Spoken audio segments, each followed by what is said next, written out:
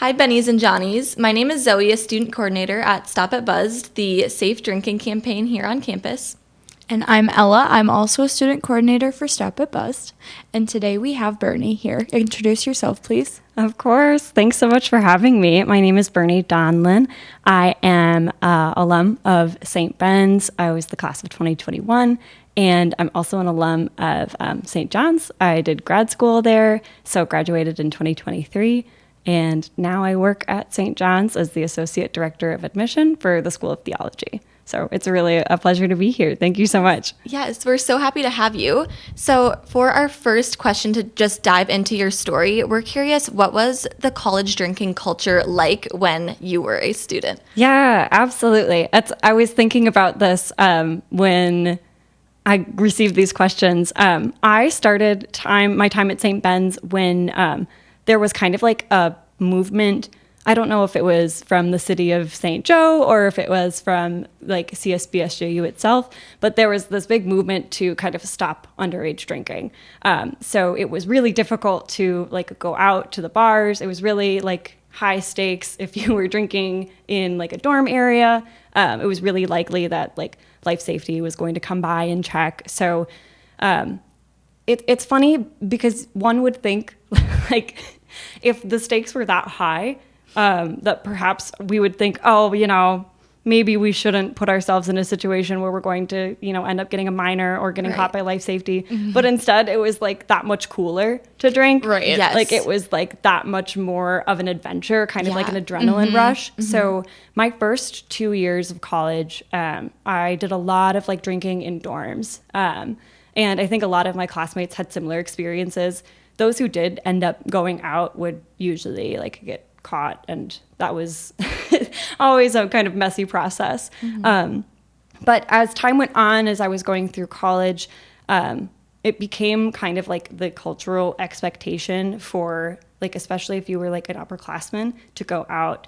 Wednesday night you were at Sal's, Thursday night you're out at the Lafayette, or I think like the Midi also has like a drink special that night. I luckily don't remember anymore.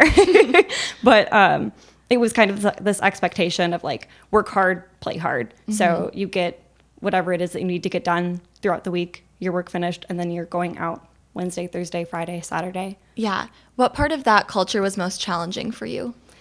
I think the hardest part about it has been especially balancing like my own mental health struggles with like drinking culture. I've had mental health challenges for like almost all my life. And I really found that my anxiety like hit a new high when I came to college. And instead of kind of like figuring out healthy ways to process that, I was exposed to a really heavy drinking culture. Yeah. And it kind of became like, okay, I can turn off my brain for a little while. I can dive into this environment where I get to escape from my anxiety, from my stress, from my fears, whatever it might be. Mm-hmm. And so I really like found that there was a like release that came from drinking a lot, but it never fully like it never fully caused my never fully solved the problems I was having. Mm-hmm. It never like went away. Things came back the next day like 2 times harder. Right.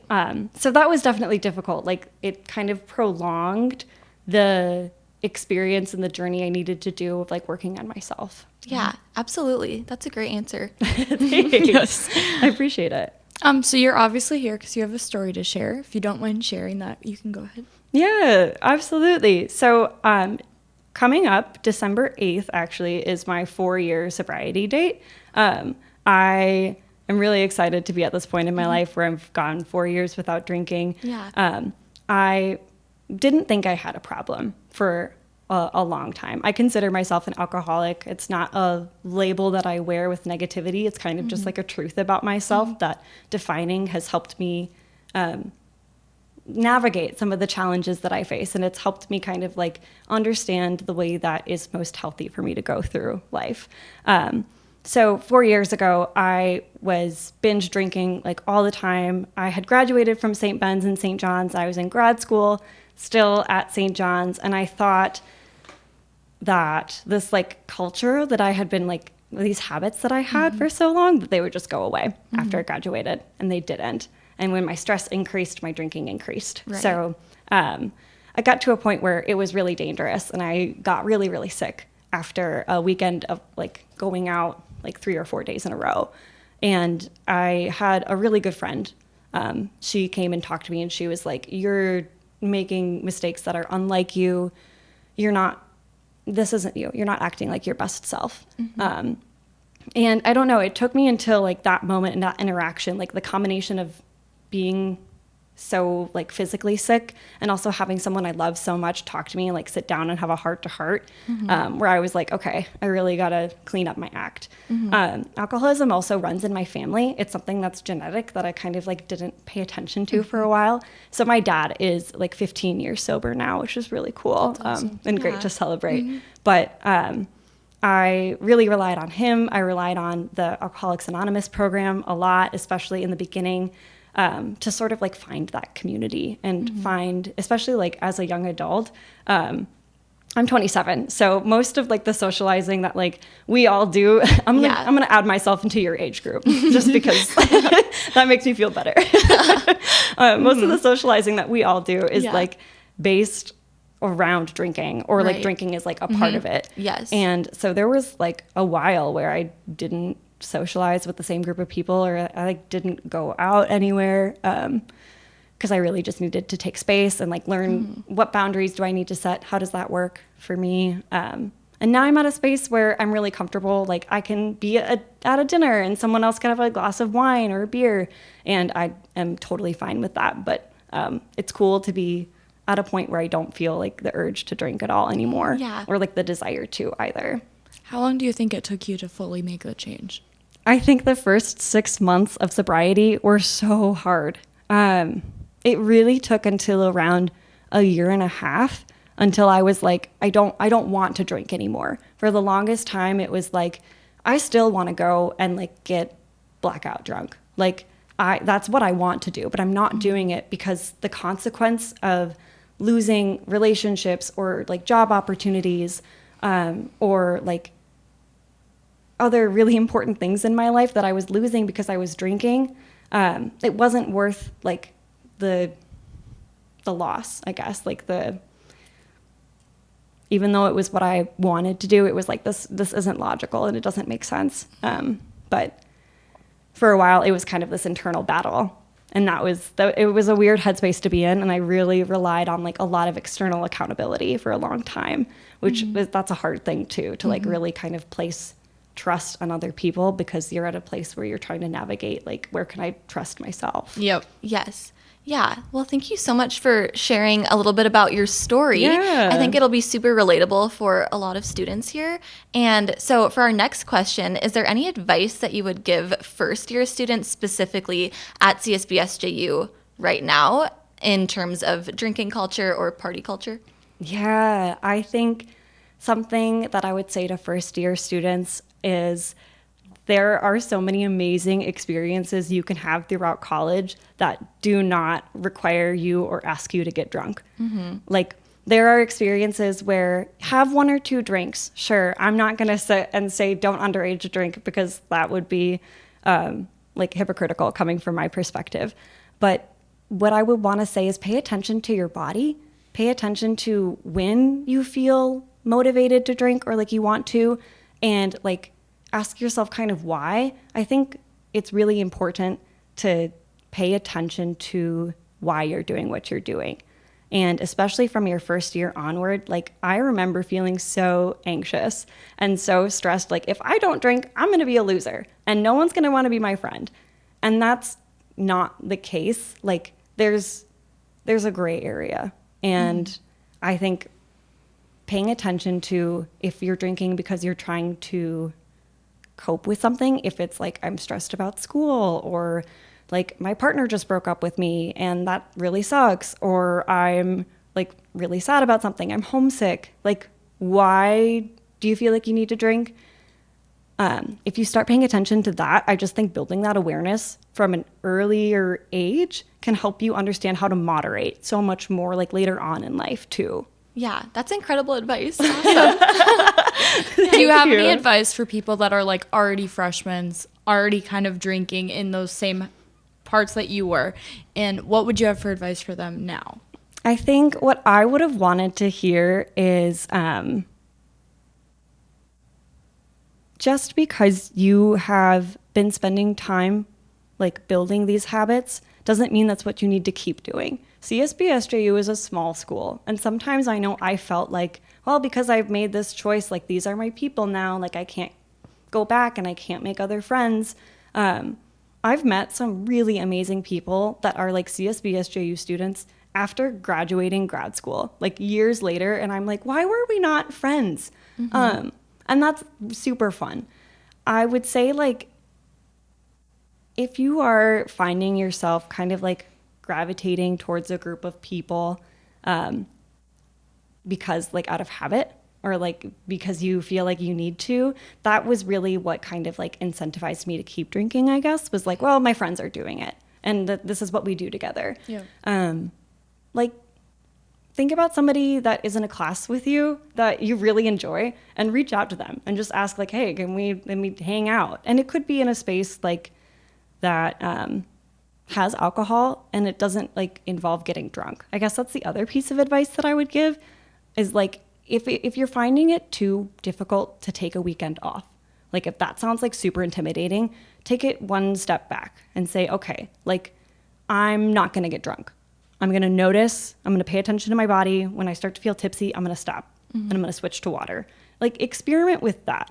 Because some people like aren't in the situation that I'm in. Like lots of people do not struggle with alcoholism and just kind of find like the college drinking culture to be difficult.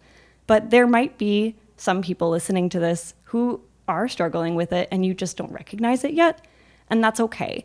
It's not something that needs to be stigmatized, but it is something that needs to be paid attention to. Right. So I think like that's what I would want to offer up. And I wish that someone had kindly like sat down with me and kind of guided me through that. Mm-hmm. Yeah, that's super awesome to hear. Yeah, I love it. So if you could go back and do things differently while you were in college, what would you do? I know that's a big question, but yes. That's so good. I mean, like, I think there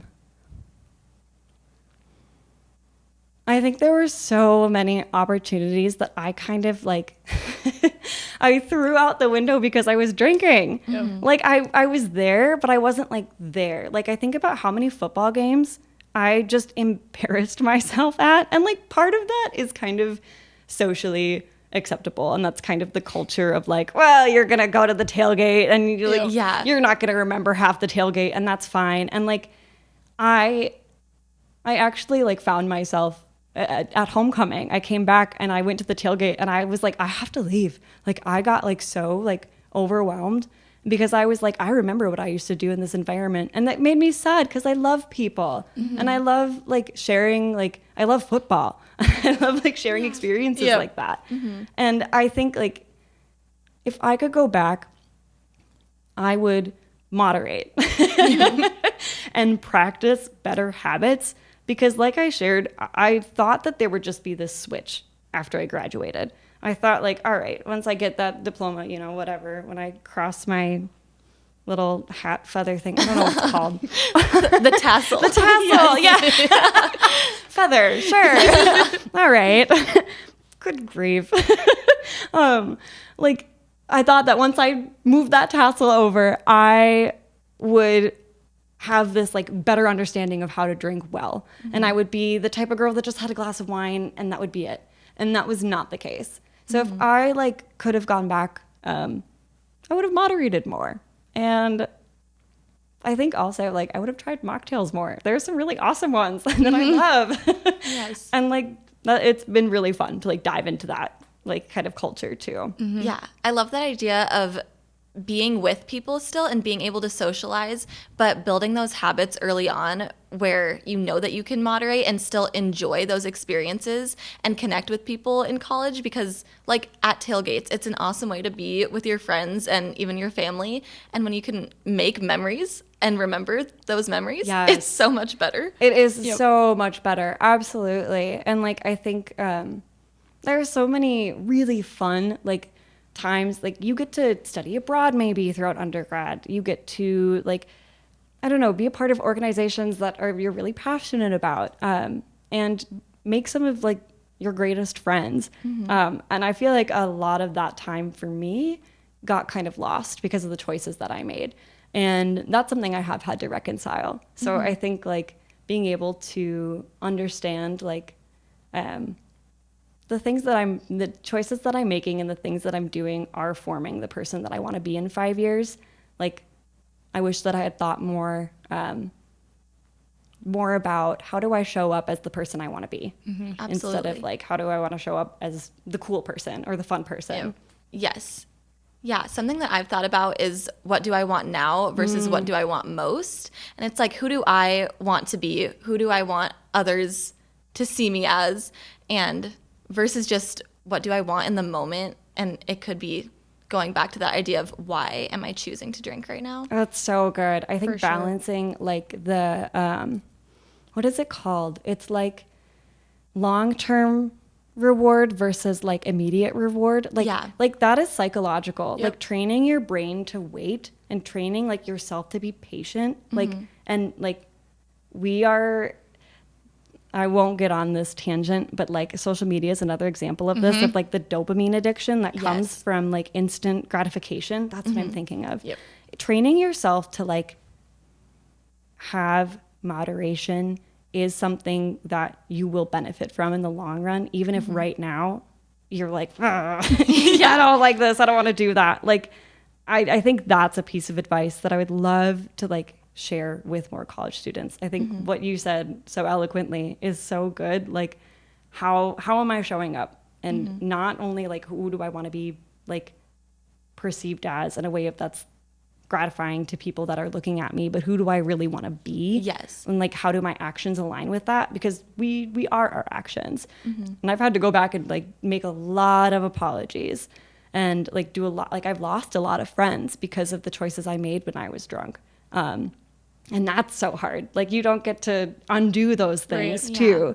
So like I think it's a much like healthier mindset hearing the one that you have versus the one that I had in undergrad, and that gives me a lot of hope. That's inspiring. Yeah, thank you. Yeah. So off that, what does Stop at Buzz mean to you? Oh my gosh. Okay, so I'm gonna be so honest. When I was at CSB+SJU, I was like, I think this organization is silly. I'm gonna steal the posters. I'm gonna hang them on my fridge. And it's so fair, right? And like they're awesome. You guys do great work. But I was like, but like, who wants to get just buzzed? Like, if I'm gonna drink, it's gonna be to get drunk. And I love your guys' Instagram bio because it's like we're not an anti-alcohol campaign. We're an anti-being an idiot campaign because it's like that's a strong way to say it. But it's like just take a second. Slow down. Think about why you're doing what you're doing. Is this really healthy? Exactly. And I was so like a person that was like, I don't want to be held accountable for my actions. And instead of taking a message as something that was like serious and important when I did need to be held accountable, I would push that away. And I think Stopped at Buzz is like, my fiance and I talk about this all the time. We're like, well, thank goodness that this organization is on campus. Like, and I think you relate to students in such a fun way.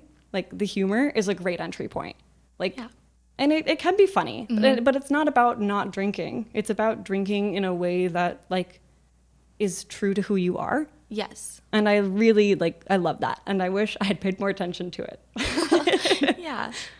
All right. Well, that's all the questions that we have for you. We are so grateful that we got to sit down and chat. I think that your story is going to really touch a lot of people, and we hope that you all enjoyed our first episode of our Stop at Buzz podcast. Thanks so much for having me. Thank you. Yeah, Yes. appreciate it.